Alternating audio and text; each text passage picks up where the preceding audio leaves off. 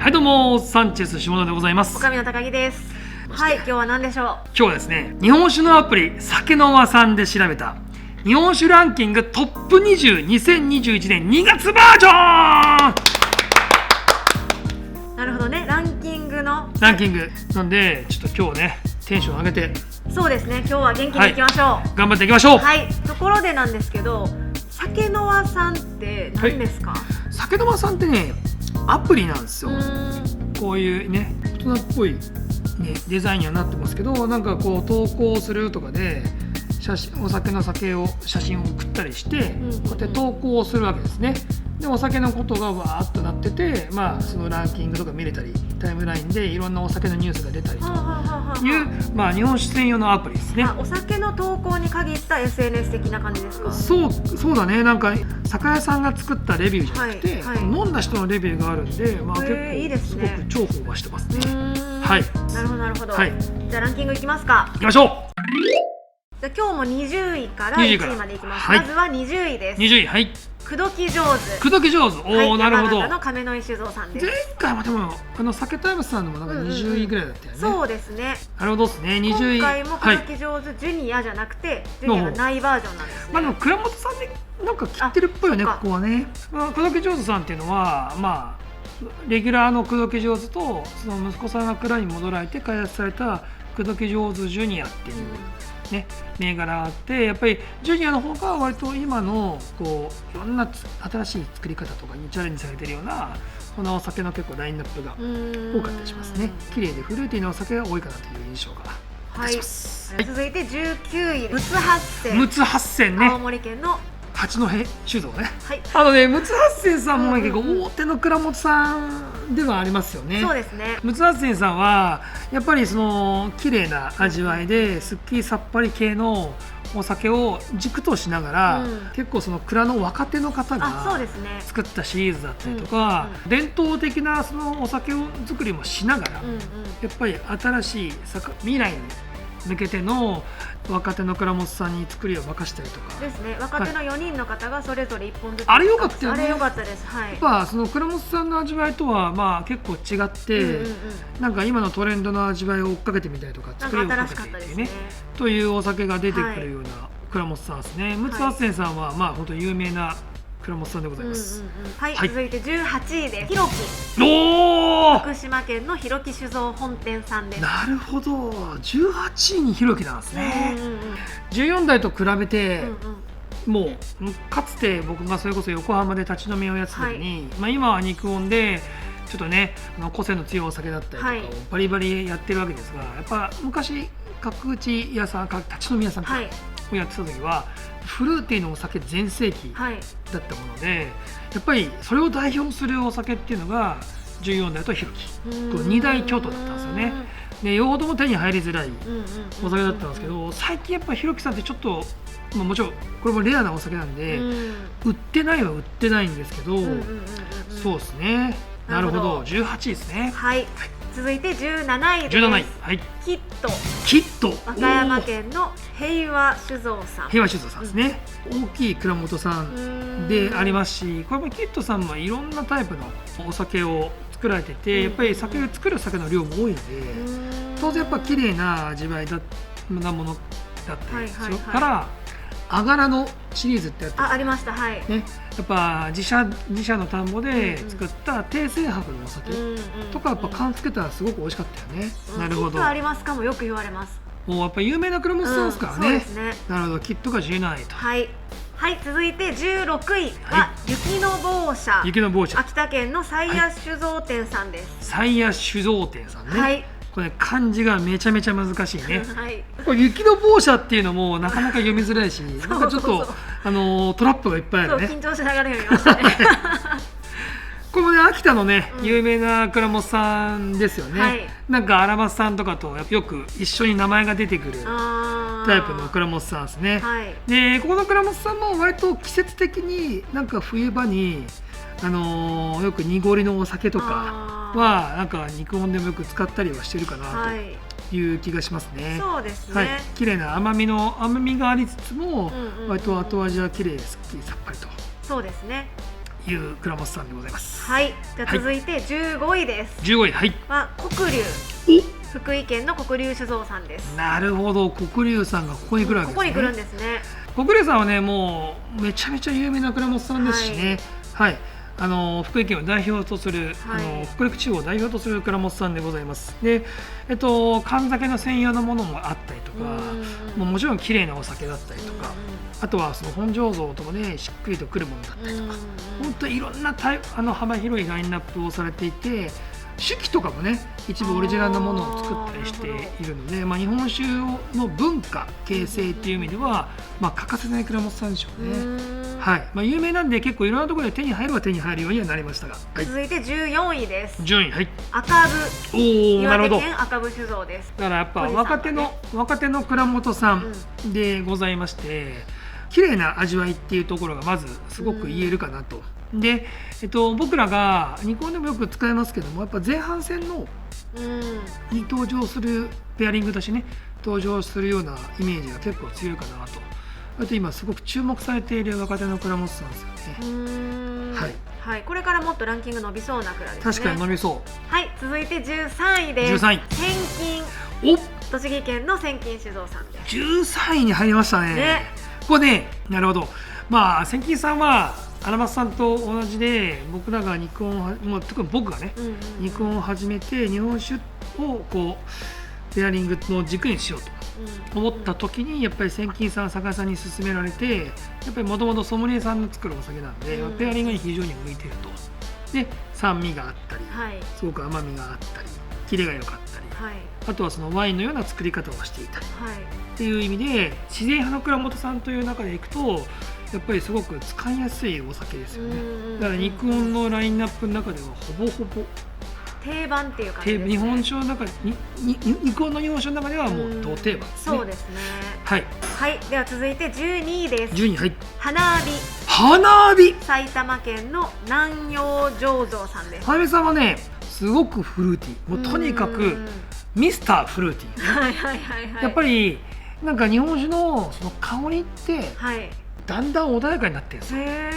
そうなんですね。その14代さんとかも含めてですけど、やっぱりグラスをファーって振ると、その辺がそのお酒の香りになるぐらいすごいフルーティーだったんですけど、やっぱどの倉本さんも香りってなんとなくトレンドなんでしょうね。ギューッと抑えてきている中で超絶ブレてない。なるほど。引き続きフルーティー。いいですね。なんで激レアなんで、見つけたらぜひのね、銘柄でございます。12位、花火さん。続いて11位です。11位、はい。鴨志人九平寺。九平寺さんね、愛知県の万丈醸造さん。なるほど、11位に九平寺さんですね。九平寺さんはね、有名な倉本さんですけども、これね、今の倉本がもともとパリコレのモデルをやってた。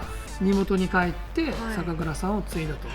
ただやっぱフランスとかにはその思いがすごくやっぱ強くて、そういうことなんですね。それで今ワイン作ってるんですね。そうですよね、フランスでね。そう、フランスでワインを作っちゃったりしてるという。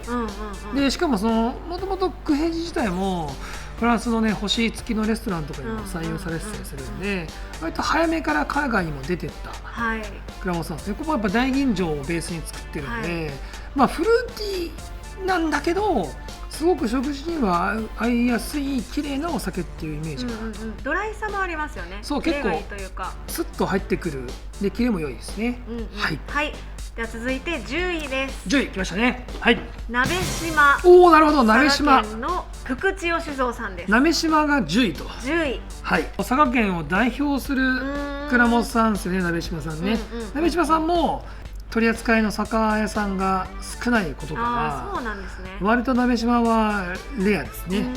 なんで僕らもそんなに鍋島をいっぱい使えることがそんなに僕らも実はなかったりする。多分1回も使ってないんじゃないかな。そうだよね。なんか鍋島が昔やってた時は結構鍋島はよく買ってはいたんですけど、なんでこれもやっぱフルーティーという言葉が結構出てきますけども、旨味もしっかりとありますし、甘みもギュッと残っているジューシーなタイプですね。トレンドの味っていう形ですかね。じゃ続いて9位です。9位、はい。伝酒。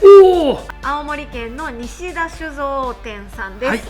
伝酒さん、伝酒さんはね、もうこれもね日本を代表する蔵元さんなんですけどね、伝酒さんはねもう人気が二分するというか、はい、この年齢がバレるというか、もともと火入れのお酒で、なんなら酒屋さんね常温で置いておかれるぐらいで、酒屋さんがよく言われてたのは、はい、島さん伝酒のいいところは缶なんですよと。缶に仕上げるとやっぱこのお米の旨味がすごくじゅわーっと優しく出てきてっていうイメージだったんですよ、はい、で実際めちゃめちゃ良かった、はい、それがこの年代が56年ぐらい経って、はい、伝さんがちょっと方針を少し変えられたのか、ちょっと伝酒さんからオリジナルカップとか T シャツとか、はい、伝酒石鹸とかが出始めたタイミングなんですけど、はいはい、その時にちょっと味わいがだいぶ変わったんですよね。なんかフルーティーな香りがすごく綺麗なフルーティーな味わいのお酒として伝酒がぐーっと生まれ変わったような印象があります。なんでまあもちろんこれは好き嫌いなんですけど、はい、やっぱおじさんたちオールドファン、オールド日本酒ファンはやっぱ昔の伝酒の方が良かったって言いますし、逆に最近の方はこの伝酒しか知らないんで、昔のそういうなんかこう朴突としたそのほっこりとした味わいみたいなことを知らないんで、結構人気が二分される、まあ倉本さんですよね。私は最近のやつ好きですね。まあでしょうね。でしょうね。なるほど。9位でしたね。9位でした。はい。では続いて8位です。8位はい。シャラック、福島県の宮泉名城さんです。はい。シャラックさんが8位ですね。シャラックさんもザ・フルーティーなお酒の代表格、そうですね。メロンっぽさみたいなのがすごく表現されますけども、シャラックさんもまあこの若手の蔵元の中でいくとやっぱぐーっと14代さんが出てきた後に伸びてきたやっぱそのフルーティー日本酒の代表格ですね。ここもあんまりブレずに香りがすごくきます。7位です。7位まで来ましたね。はい。7位は獺祭。獺祭、なるほど。山口県の旭酒造さんです。なるほど。ここで獺祭ですか。獺祭がここに入ってきますかね。なるほど。獺祭はこれ説明のしようがもう必要がないですよね。山口県のね、はい、日本の純米大吟醸というスペックって、はい、昔は超高級だったわけですけど、しかもちょうど今1月から2月ぐらいが純米大吟醸の作りの季節なんですよ。はい、で蔵元さんもピリピリしてるし、でもやっぱ磨き上げるお米なんで難しいし、はい、とにかく神経を使う非常にこう作りの繊細な、はい、お酒が純米大吟醸を、はい、そこそこ4合瓶で2000円ちょっとくらいの価格帯で、はい、1年間通して作ってるんですよ。これがね日本酒業界の中で革命だったんですよね。っていうのもなんか獺祭さんっていうのは日本酒業界にこう新しいそのトレンドを作り上げたすごいことですね。もうレジェンドの蔵元さんですね。はい。6位です。6位はい。ジコン。三重県の酒造さんです。大西さんという作り手さん、もともと北海道で牛乳をね作ってたっていうもはや作りとはあんま関係ないトークなんですけど、そこから地元に帰られて酒蔵さんを継がれたという方でございまして、はい、まあ14代というお酒に、まあ惚れ込んで、やっぱこのお酒に追いつき追い越せという作りをしたいっていうのがジゴンさんのそもそものスタートですよね。もはや入手困難って言われてるものですね。超絶困難ねお酒でございます。はい。見かけたらぜひ飲んでいただいて。ぜひぜひ。はい。じゃあ続いて第5位です。5位まで来ました。はい。鳳凰美伝。栃木県の小林酒造さんです。5位に鳳凰美伝なんですね。結構上に来たっていうイメージですね。なるほど。時間よりも上に来るんだ。そうですね。これも世代的には14代の、まあちょっとジコンさんがちょっと若いかな、大西さんが。でも大体14代が出た後にぐっと伸びてきた倉本さんが、まあこの鳳凰美伝さん、千秋さんもそうですけどね。でやっぱこれもザ・フルーティーの倉本さんでございます。はい。はい。で鳳凰っていうのが伝説の動物でありまして、ラベルに黒いラベルに金の鳳凰とかゴッと出てて、フェニックス、そう、フェニックスとか言われたらもうっていうすごく男っぽいラベルなんですけど、香りはめちゃめちゃ繊細で味もすごく綺麗で繊細。はい、ワインセルといって、はい、ワインのを作る時の酵母で作ったお酒とかもすごく綺麗ですね。肉の初期とかはめちゃめちゃ使ってました。ああ、そうなんですね。はい。へえ。これが神戸です。はい、続いて第4位です。14代山形県の高木酒造さんです。なんかシンプルに思うのは、そもそも出会えてない。あ、そうそう、それ思います。はあるかもしれないですよね。飲めてないからレビューのしようがないというか、これはあるかもしれない。投票のしようがないみたいなのはありますね。もうまあ説明の必要のない、はい、もう日本を代表するね、もう日本のナンバーワンと言っても過言じゃない14代さんね。はい。はい。では第3位いきます。3位、はい。3位はザク。ザク。三重県の清水清三郎商店さんです。なるほど。ザクもね、14代とか、ジコンさんを超えて、あ、そうですね。第3位に入ってくるということで、ザクさんはね、まあいろんなこうにヒットした理由がいろいろあるんですけど、もともとはガンダムファン。あ、やっぱそれですよね。は全く関係ないんですけど、そのザクっていう呼び方と、まあ、ガンダムのザクみたいなところから割となんかぐーっと火がついたんですけど、やっぱりザク自体はすごく作りのやっぱこれも綺麗なフルーティーで、本当リンゴっぽさだったりとか、なんかそういうものをすごく感じるお酒なんですよね。めちゃめちゃ綺麗。多分これもザクも入手困難ではあるんですけど、14代さんとかジコンさんよりかは多分なんか飲んでることが皆さん多いのかなっていう気がしますよね。ゆえにこの3位という。はい、続いて第2位です。2位、風の森奈良県の有頂酒造さんです。はい、風の森もこれもこう近年の日本酒業界の中では欠かせない、そうですね。蔵元さんですよね。もう名指しで風の森を指定して飲まれる方もめちゃめちゃいると。で、風の森さんはね、フルーティーなんだけど、フルーティーというよりかはすごくフレッシュで、ガス感をすごく感じるお酒だったりするかなと。なんですごくフレッシュなイメージですかね。これ日本酒初心者の人も玄人の人も風の森出してあんまりっていう人いないですよね。そうなんですよね。だから幅広い年齢層にも受けますし、その風の森っていい酒ですよね。だから日本でもなんか使うことは多いです。そうですね。間違いないお酒、間違いないですね。確かに。はい。ってことは1位は？はい。では1位は？1位です。はい。荒政。なるほど。秋田県の荒政酒造さん。ありがとうございます。ありがとうございます。テンション上がるね。まあそうですね。いや、荒政さん自体が僕らがすごいね、倉本さんとも仲良くさせていただいてますし、関係が深いっていうのはありますけども、荒政がねやっぱ上に来ると。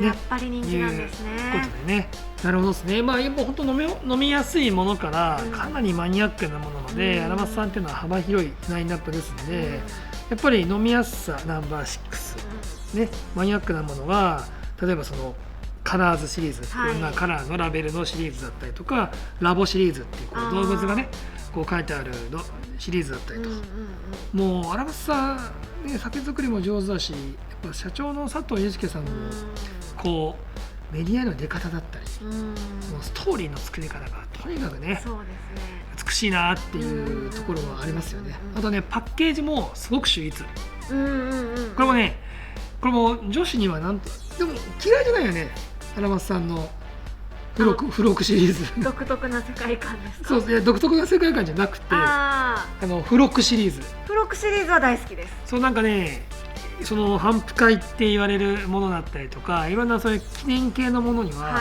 必ずこういろんなものがついてくるんです。そう、あれはありがたい。CD つけてみたり、ハードテクノの CD つけてみたり、おチョコをつけてみたりね、手ぬぐいね、こう手ぬぐいあったり、今回あってなんだっけ、お買い物の時に使うバッグ、そうエコバッグナンバー6って書いたエコバッグがついてきて、すごいな、すごいセンスだなっていうね。これお買い物でなんかつけてったらちょっと気にするなみたいなね。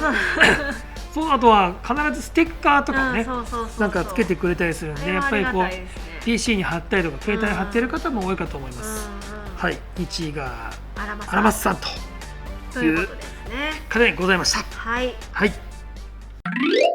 酒の和さんのランキングはどうでしたか？はい、もちろんフルーティーな銘柄はもちろん多かったんですけど、比較的ニコンで使ってる銘柄が少し出てきたかなという気がします。でちょっと動画の最中にも言いましたけど、多分これって飲める、飲んだ人の結構如実なランキングなのかなっていうのがちょっと感じるかなと。そうですね。はい。なんで14代とかジコンって確かに飲めない。けどアラマスさんの場合は割とこのカラーズシリーズとか、結構頑張っていらっしゃるんで、割と飲めることも多くなってきてね、酒屋さんにも多く置いてあったりするんで、そういう意味では割と飲んだ人が多いのかなという気もします。はい。あとはなんだろうな、若手の倉本さんとかも結構ちゃんと出てきたりしてるんで、そういう意味でやっぱこうアプリとかそのサイトを使われているそのユーザーの年齢層というか、お酒の経験値みたいなのが、これちょっと如実に出るのかなという気がしますね。だから酒の間さんね、結構アプリとしては僕もよく使ってますんで、なんかぜひ皆さんも気になったら、ぜひ酒の間さんアプリ使ってみてよ。使ってみてほしいですね。いや使えよ。いやこれニクオンユーザーさん、ニクオン会員さんが酒の輪を一気に使ったら、木戸泉とかランキングに入ってくるんじゃないかな。なるほど。その変化ちょっと面白いんじゃないかなって思います。ぜひね、僕らの愛する木戸泉酒造のアフスさんをはじめとしたニクオンでよく見るね、土屋さんのお酒もそうだしね。